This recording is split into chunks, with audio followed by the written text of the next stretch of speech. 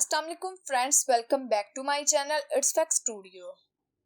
दोस्तों, अगर जुल्म की बात की जाए तो हमारे जहन में मर्दों का ख्याल आता है, क्योंकि तारीख में बहुत से ऐसे जालिम बादशाह हुए हैं जिन्होंने लाखों लोगों को मारा। लेकिन आज हम ऐसी जालिम मलका का जिक्र करेंगे जिसने अपने जुल्म में बड़े से बड़े राजाओं को पीछे छोड़ दिया। इस खतरनाक मलका के जुल्म के बारे में आप सोच भी नहीं सकते। आज हम क्वीन राना विलोना के बारे में बात करेंगे। इस क्वीन ने अपने दौरे हुकूमत में अपनी रियासत की 75% आबादी को मार डाला, क्योंकि इसको जुल्म करने में बहुत मजा आता था। तो इसी के साथ आज हम अपनी वीडियो का आगाज करते हैं। मलका राना विलोना मेडागास्कर के एक खानदान में सन 1778 को पैदा हुई। जब राना विलोना पैदा हुई तो उसका नाम रनावा रखा गया। राना किसी शाही खानदान में पैदा नहीं हुई थी, बल्कि ये एक नॉर्मल सी फैमिली में पैदा हुई थी। राना की एंट्री शाही खानदान में कुछ इस तरह हुई कि कुछ लोग उस वक्त मेडागास्कर के बादशाह को मारने का प्लान कर रहे थे। राना के बाप को उस साजिश का पता चल गया। राना के बाप ने इस साजिश का बादशाह को बता दिया और इस तरह राजा की जान बच गई। राजा इस बात से बहुत खुश हुआ और उसने इनाम के तौर पर अपने बेटे प्रिंस रदामा की शादी रनावा से करवा दी और राजा ने ये ऐलान किया कि रनावा रदामा की सबसे अफजल बीवी रहेगी। यानी जो बच्चे रनावा से पैदा होंगे वही आगे चलकर गद्दी पर बैठेंगे। इस तरह टाइम गुजरता गया और सन 1810 में राजा की मौत हो गई और राजा का बेटा प्रिंस रदामा वहां का राजा बन गया। रनावा रदामा की 12 बीवियों में से सबसे अफजल बीवी बन गई।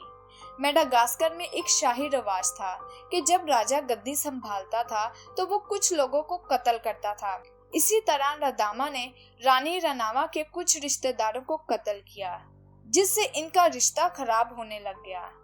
रदामा रनावा को बीवी होने का हक नहीं देता था और अपनी बाकी बीवियों के साथ वक्त गुजारता था। ये बात रनावा को बिल्कुल पसंद नहीं थी और रनावा की कोई औलाद भी नहीं हुई, जिससे उसने गद्दी को खुद संभालने का फैसला किया। लेकिन उसके शोहर के होते हुए ये बिल्कुल भी पॉसिबल नहीं था। इसीलिए रनावा ने अपने शोहर को मारने की प्लानिंग स्टार्ट कर दी।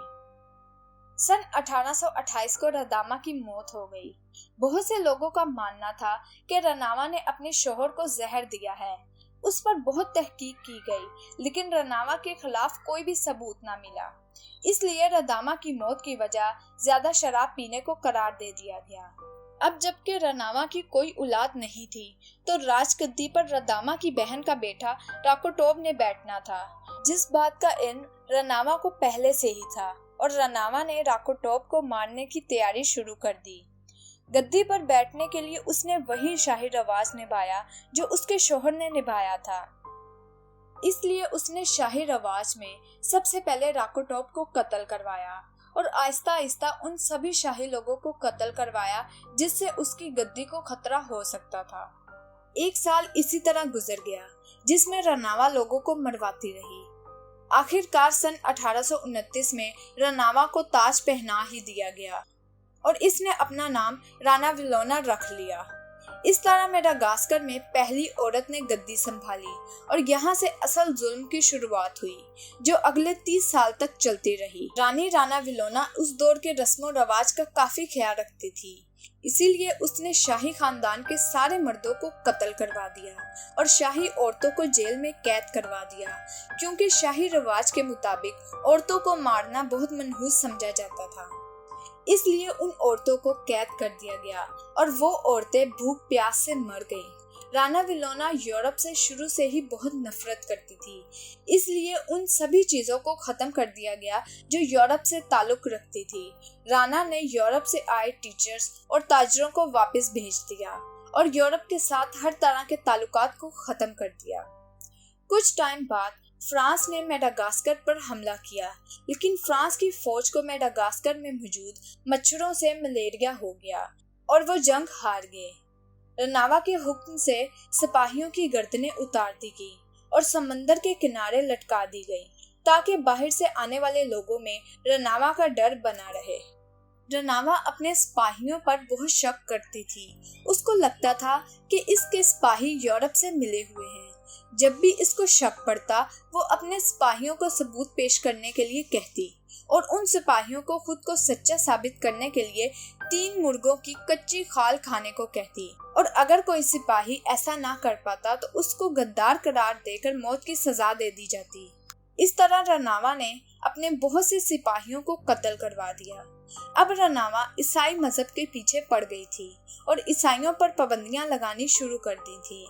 एक ऐसा वक्त आया कि रनावा ने क्रिश्चियन कम्युनिटी को भी कत्ल करवाना शुरू कर दिया। रनावा कदीम दौर की सजाओं को बहुत पसंद करती थी। रनावा लोगों को टॉर्चर करने के लिए बहुत दर्दनाक टेक्निक्स को यूज करती थी। इंसान जितना ज्यादा तड़प कर मरता था ये उतना ही खुश होती थी और वो सजा मरने वालों के घर वालों के सामने देती थी ताकि उनको मरता देख ज्यादा तकलीफ हो। बढ़ती उम्र के साथ साथ रानी का पागलपन बढ़ता जा रहा था। रनावा ने अपने सिपाहियों को इजाजत दे दी थी कि वो रियासत में कुछ भी कर सकते हैं, जिससे मेडागास्कर में खुल्लम खुल्ला जुल्म होने लगा। रानी के सिपाही किसी को भी कत्ल कर देते थे, किसी की भी जायदाद को छीन लेते थे और यहाँ तक कि रेप बहुत ज्यादा आम हो गया था।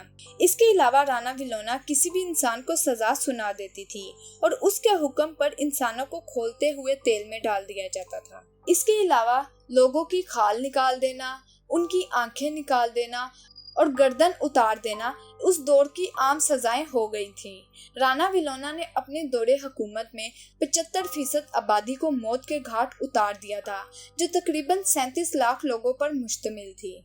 आखिरकार सन 1881 में राना विलोना की मौत उसकी नींद में ही हो गई और मेडागास्कर के लोगों को 33 साल बाद राना विलोना के जुल्म से आज़ादी मिली।